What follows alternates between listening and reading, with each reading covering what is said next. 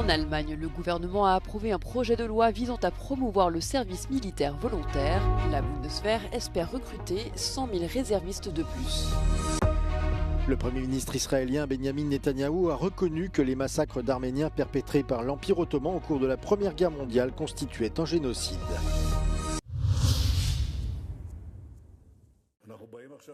C'est une petite phrase qui n'est pas passée inaperçue et une première pour un chef de gouvernement israélien.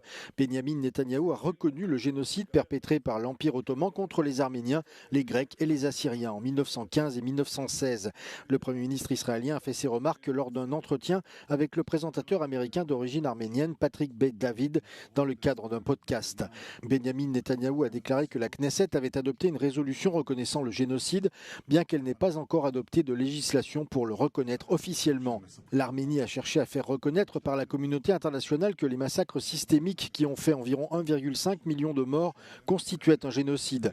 Israël, l'un des principaux partenaires commerciaux de la Turquie, est depuis longtemps aux prises avec cette question et hésitait jusque-là à qualifier de génocide les atrocités commises au début du XXe siècle. En 2001, le ministre des Affaires étrangères de l'époque, Shimon Peres, avait catégoriquement nié ce qu'il a qualifié de revendications arméniennes. La Turquie, quant à elle, a toujours rejeté les allégations selon lesquelles les massacres et les déportations forcées de centaines de milliers d'Arméniens constituaient un génocide. À ce jour, une trentaine de pays dans le monde, dont la France, ont reconnu le génocide arménien.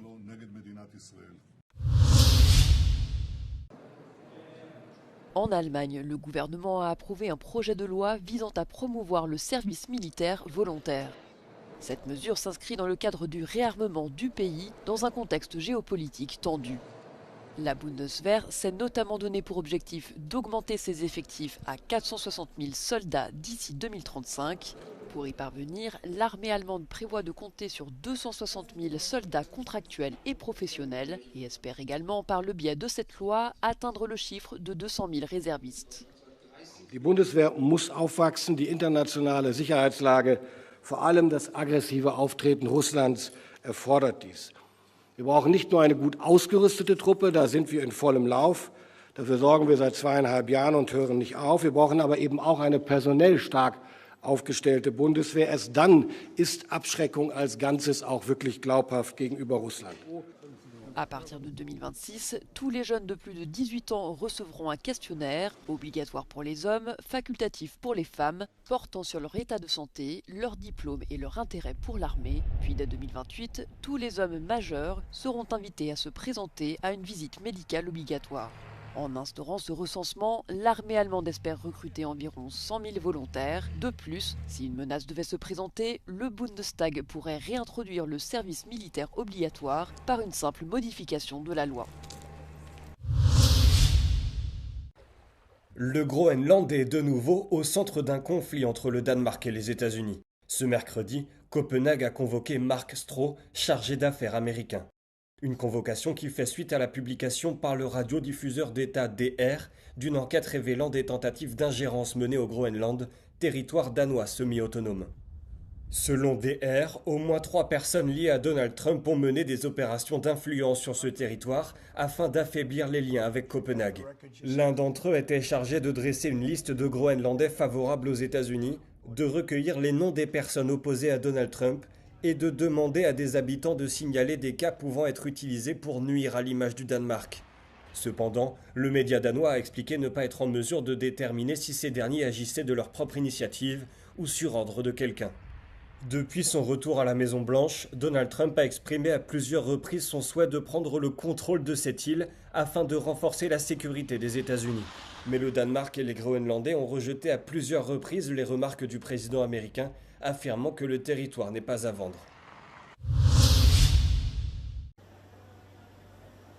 C'est l'un des tarifs douaniers les plus élevés au monde. Près de la moitié des exportations indiennes vers les États-Unis seront désormais soumises à des droits de douane de 50%. Le président américain Donald Trump avait initialement annoncé des taxes de 25% sur les produits indiens, mais a décidé de les doubler au début du mois, en réponse aux achats de pétrole russe par l'Inde. Des responsables indiens avertissent que ces nouvelles taxes pourraient rendre les expéditions vers les États-Unis non viables sur le plan commercial.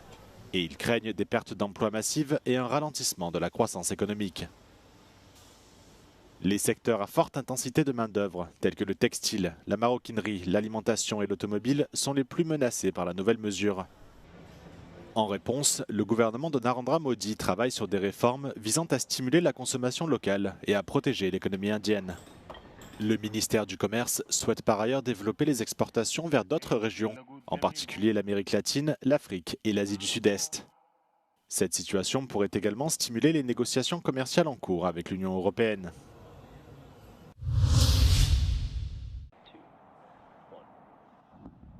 L'entreprise américaine SpaceX a réussi mardi le lancement de sa méga fusée Starship, après 9 tentatives infructueuses. Le vaisseau a déployé sa première série de 8 satellites factices dans l'espace, avant de retomber comme prévu dans l'océan Indien. Aucun équipage n'était à bord de ce lancement de démonstration, mais l'objectif ultime d'Elon Musk est que la fusée transporte des personnes et des marchandises vers la Lune et à terme vers Mars. Dans le cadre de son projet Artemis, la NASA compte également sur les fusées Starship pour amener des astronautes sur la Lune d'ici la fin de la décennie.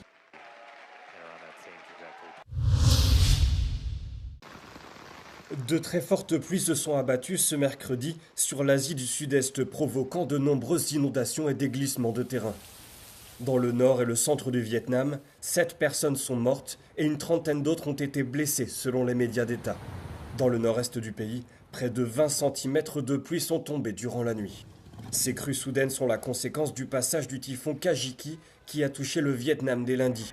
Il s'est ensuite affaibli pour devenir une dépression tropicale avant de se déplacer vers le Laos et la Thaïlande où une personne est décédée à la suite d'un glissement de terrain. Une autre est toujours portée disparue dans le nord du pays. Les scientifiques ont prévenu que le réchauffement des mers dû au changement climatique entraînerait la formation de cyclones plus proches de la Terre, plus rapides et plus longs dans la région. Ils se sont également inquiétés des dangers liés aux typhons se produisant près des côtes en raison de la forte densité de population dans les zones côtières de faible altitude. La police australienne continue ce mercredi de rechercher un homme accusé d'avoir abattu, la veille, 2 policiers et d'en avoir blessé gravement un 3e. Une vaste chasse à l'homme a été lancée près de Porepunkah, petite ville du sud-est du pays, ainsi que dans les forêts environnantes.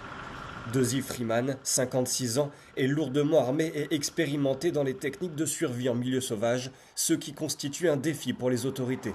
Cet homme serait également décrit comme un théoricien du complot radicalisé ayant déjà fait état de sa haine envers la police. Il s'autoproclame citoyen souverain, refusant de se soumettre aux lois en vigueur selon les médias locaux. Pour la 2e journée consécutive, la population de cette petite ville a de nouveau été invitée à se confiner.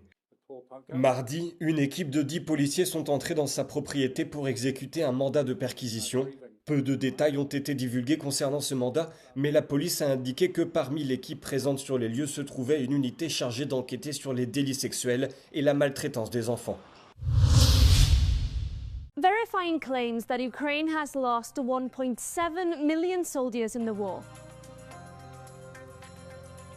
Russian hacking group Killnet has claimed to have accessed confidential intelligence that reveals that 1.7 million Ukrainian soldiers have died or gone missing since the start of Russia's invasion. The allegation has gone viral online. This post, shared by the known disinformation platform Disclose.tv, has been seen over 2.5 million times. This user shares screenshots of purported evidence backing the claim, such as military records and IDs. It has also been amplified by state-sponsored Russian media like Pravda and RIA Novosti. But there is no credible independent evidence to back up these claims. Ukraine's Center for Countering Disinformation described it as an absolutely absurd fake, adding that Ukraine has never had a regular army of 1.7 million people, and that the size of the army is in fact around 880,000 people. Official data on the number of Ukrainian and Russian casualties doesn't exist, but available estimates suggest Ukrainian losses are far below 1.7 million people. Ukrainian President Zelensky estimated in February that 46,000 Ukrainian soldiers had been killed and more than 390,000 wounded since the start of the war. Another independent report puts Ukrainian soldiers who have been killed at between 60,000 and 100,000, with a total of 400,000 casualties. Experts say this is part of a Kremlin-backed propaganda campaign where a false figure is backed up with random documents to create the illusion of truth. Analyst Petro Andushenko said that while the claim is blatantly false, the hacker group has probably accessed sensitive documents, which it is using to legitimize the lie.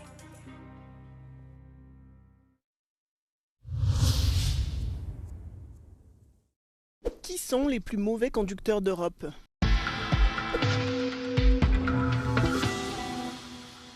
La Lettonie est en tête du classement des pays ayant les plus mauvais conducteurs de l'UE. Pour expliquer sa position, il y a le taux de mortalité routière.